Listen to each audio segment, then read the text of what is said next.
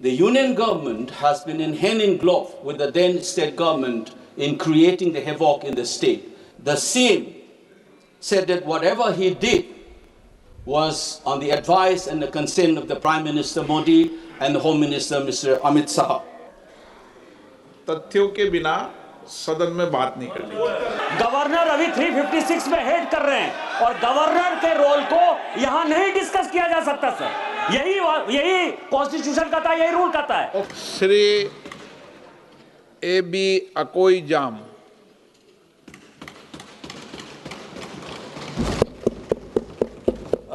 Thank you, chairpersons, for this opportunity. You know, I just wanted to remind the House that when the motion for imposition of the precedent rule was introduced after a grueling sessions on discussions on constitution, it's strange that it seems all the representatives from the state did not get a chance to speak. And I hope that the chair will give me some adequate time to express the sentiments of the people of the state as a representative from there.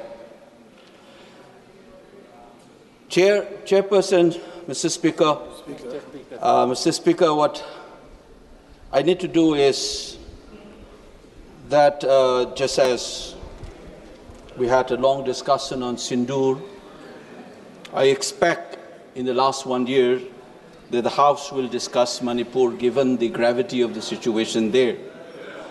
Just as the terrorists came from Pakistan and created havoc and tried to divide this country on communal lines to provoke us, the Union Home Minister on this floor of the House, if my memory serves me well, on 9th August 2023, said that the crisis in Manipur was caused by the influx of illegal immigrants. Similarly, intelligence agencies have flagged off the involvement of armed groups from Myanmar in the crisis in the state. So it is like what we had experienced in Pahalgam in some sense. Ironically, Manipur was also called the little paradise, just as Kashmir is called a paradise. The only difference is the national attention is given to what happened in Kashmir, not with the state of Manipur. Our existence at the periphery and a marginal existence has been reaffirmed time and again, creating a sense of alienations and humiliation to the people of the state. To take an example of the recent times, Sri Ratan Thiam, the doyen of Indian theatre, when he expired, not a single word came from this House, nor the Prime Minister, who had expressed similar condolences when artists expired. This is a shameful reminder that how marginal Manipur is. However big you are and however role you have played in this country, the stature of Ratan Thiam, I don't need to repeat. Globally, he was mourned, and luckily some of the chief ministers from the eastern states did mourn his demise. Now let me put 2-3 issues here about the extension of the precedent rule. There are a couple of myths that we need to know, and through you, I would like to inform the House as well as the country and the entire world that when the union government takes over a state under 356, it is on the assumption that the constitutional order is not working and the law and order has gone beyond what it should be normally. But the fact of the matter is, the imposition of this precedent rule in Manipur is not occasioned by such a concern. It is to save embarrassment for the ruling party. If they had to do it, they would have done long time back. The Supreme Court had, in a couple of months after the initial period of the crisis, had said that law and order has been completely gone and the constitutional order is not in order. But that time, they did not do it. That's the first myth that we need to understand. This is not to restore constitutional order, but to save the embarrassment that the ruling party was about to face in that month. Second, the union government has been in hand in glove with the then state government in creating the havoc in the state. Let me cite some of the examples. The same said that whatever he did was on the advice and the consent of the Prime Minister Modi and the Home Minister, Mr. Amit Shah. Similarly, the Home Minister said on this floor of the House that the CM is cooperating with us. Honorable member, So therefore, तथ्यों के बिना सदन में बात नहीं करनी। no, I'm just saying. Now, not to waste time, let me continue, Mr. Speaker, sir. That ex-CM again said that the valley will be under him and the Home Minister will take care of the hill. Such a thing has never happened. The subversion of the federal polity and constitutional order was already there. And third, the example,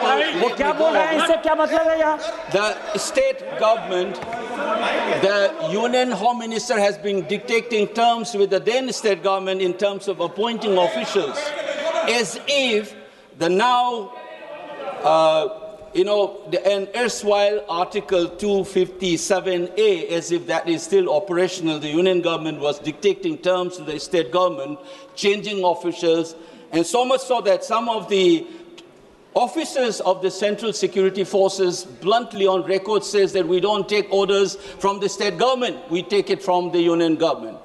Such a subversion has happened right through the collusion between the state government and the Union government. And therefore, what we need to know is that the nature of the precedent rule must be understood.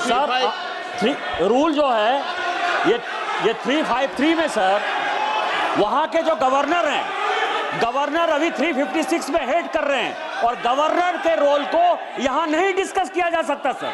यही constitution कहता है, यही rule कहता है।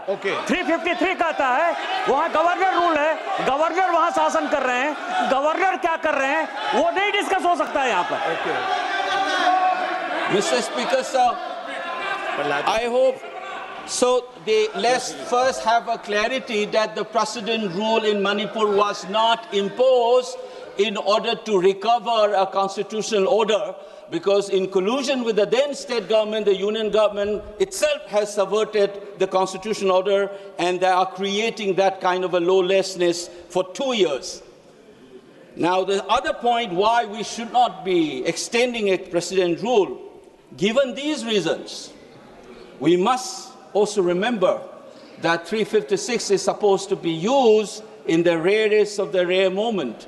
If I can recollect this House, on 3rd of September 1949, Dr. Ambedkar introduced the Article 277A, which later on became 355, as a legal and moral premise for 356.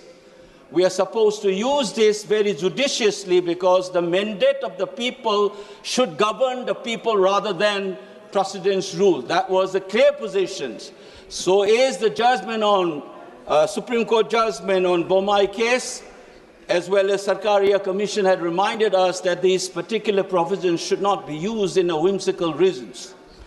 And therefore, instead of introducing this and extending this almost illegitimate, in some sense morally, this precedent rule in Manipur, we should have a fresh mandate in the state of Manipur. Despite having a brutal majority, you are not able to form the government. In collusion with that state government and the union government, you have created this tragedy of Manipur in the last 2 years. So I expect the House, instead of extension of this precedent rule, to have a JPC being constituted so that the people of Manipur do not feel neglected, and we take care of what had happened and fix accountability. I must remind again that the executive conduct must have some accountability in this House. And therefore, just as we discussed Sindur, just as we had long discussions on constitutions, I expect this House to have at least 5 to 6 hours discussion on what steps can be taken in this House so that all of us can have a healing process to begin from this House. And I would like to end my interventions by appealing to the rest of the country as well. We have suffered constantly this humiliation and constantly reminding that you don't matter. The crisis in Manipur is unprecedented.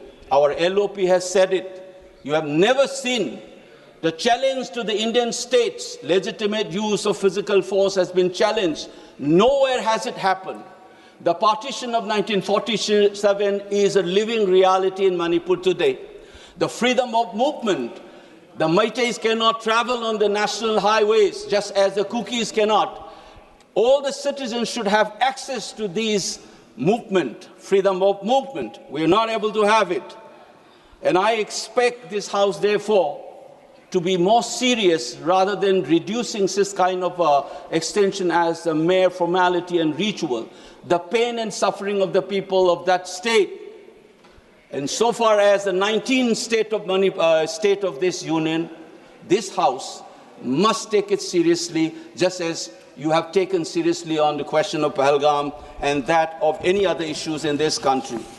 So I therefore object to this extension of precedent rule, and I demand that instead of this, please dissolve that assembly, let's have a fresh mandate, and the rule of the people, will of the state must have the say, rather than dictating terms, even if it's a small state.